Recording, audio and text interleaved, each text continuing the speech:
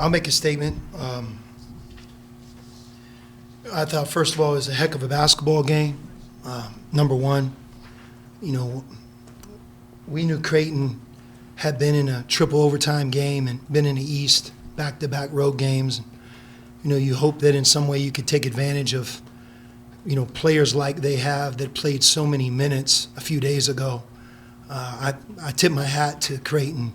Those guys did a great job of rising up in the second half, and making plays, and playing all the way to the final buzzer. They're an excellent team. We knew coming into the game that we had to play really well to win it, and I thought for a portion of the game we did. We played well. At the half, it was like a tale of two halves for Dez. In the first half, he was our best player, and in the second half, obviously he couldn't get a shot to go down. Some of that was Creighton's defense, and some of it was, the shots that he made in the first half, they didn't go down in the second half.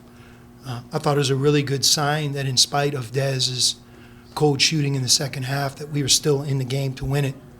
I think that says a lot about our team's development. There's a couple areas that really did us in. First of all, I'd say all three areas really happened more in the second half than the first. Number one, we got absolutely destroyed, annihilated on underneath out of bounds defense. Greg McDermott is one of the best coaches I've seen in terms of when his team takes the ball out under their basket. He's creative, they execute, they screen, and I don't know how many points, but I'd be willing to guess that they might have scored 12 points, made 3 or 4 threes. And, man, it's hard to come into a place like this on the road and take a punch like that and something that we have to scout. We did scout, we worked on it, but obviously what we did wasn't good enough. And, again, sometimes you have to commend the other team. And I thought big difference in the game was just how great they are executing underneath out of bounds. And we have to answer that. I also thought, like, rebounding-wise, they had 7 second shots in the second half, and this has plagued us all year. There was like a flurry of plays in the second half where they got key second and maybe even third shots. It all happened like in a bunch, like in about 3 or 4 minutes. And it was during that segment where I felt like they regained their confidence and maybe broke the game open. And look, you can't let them get second shots. They're hard enough to guard the first time. You let them get second shots, it's almost impossible. So, those two areas, from an offensive perspective, when you play the game with 4 turnovers or 5 turnovers, and I thought we had enough offense, 78 points.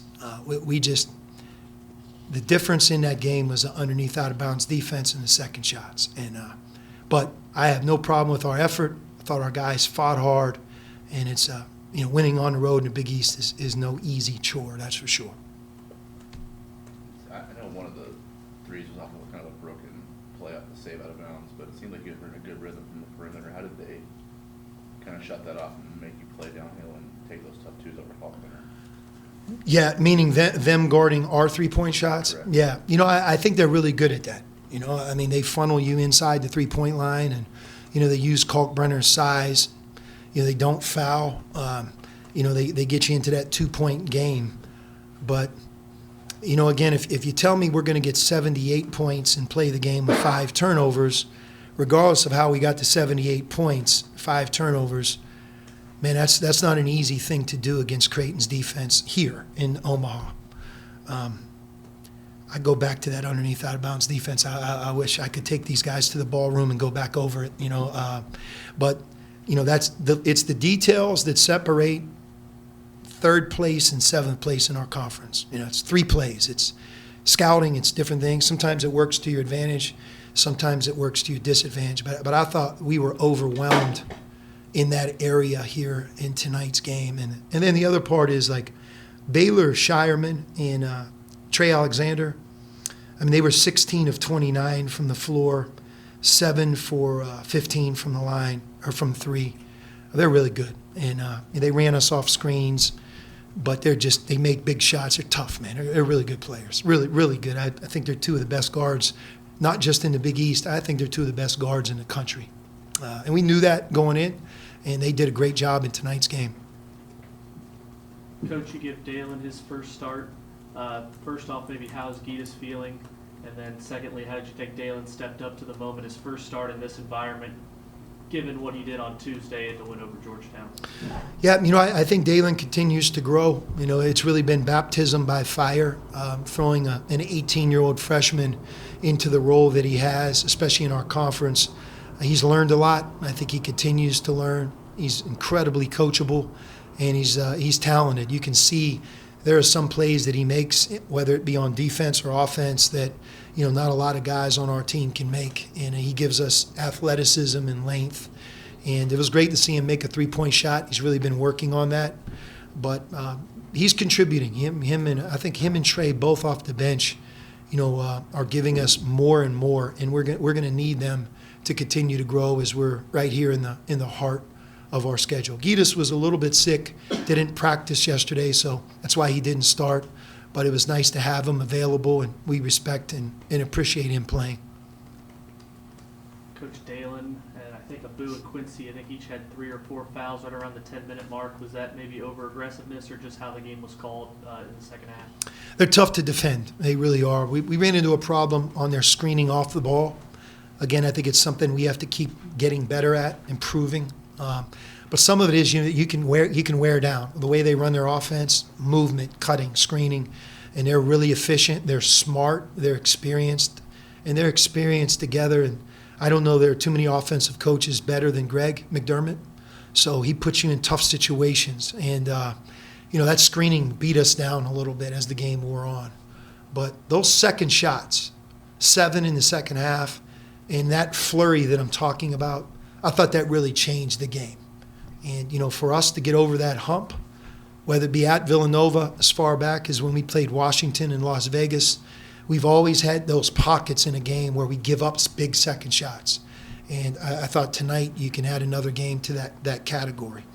Our guys played with great energy, played hard. I thought we came with a great focus, had some really good moments in the game, but we weren't able to have enough good moments to win it. And that underneath out of bounds clinic we took is you have to really give credit where credit's due. They executed and they created open 3-point shots. Coach, it felt like that energy was really paying off in the first half. A lot of steals, a lot of tipped passes. What changed in the second half that it wasn't working as well? Yeah, Creighton does a good job of taking care of the ball. I think 9 turnovers for them actually is probably more than they usually get. We were active, but as the game wears on, it's not easy to continue to be that active. It was, I thought, a pretty fast-paced game. Both teams move in the half court, and there was a wearing down effect. Kalkbrenner's size, just that alone can wear you down, both on offense and on defense. And I thought that happened. I thought Creighton, they were the better team. They played all the way until the end, and at some point in the second half, they broke us. I don't think it was easy for them. I think we were in it to be here to the end. And look, Dez went cold. He was 7 for 23. I don't know what he was at halftime, maybe 7 for 15. Yeah. So, obviously, that didn't help. But again, looking at that, I think, for me, I'm really excited about being able to be in the game like we were in spite of his shooting, and a lot of guys stepped up around him.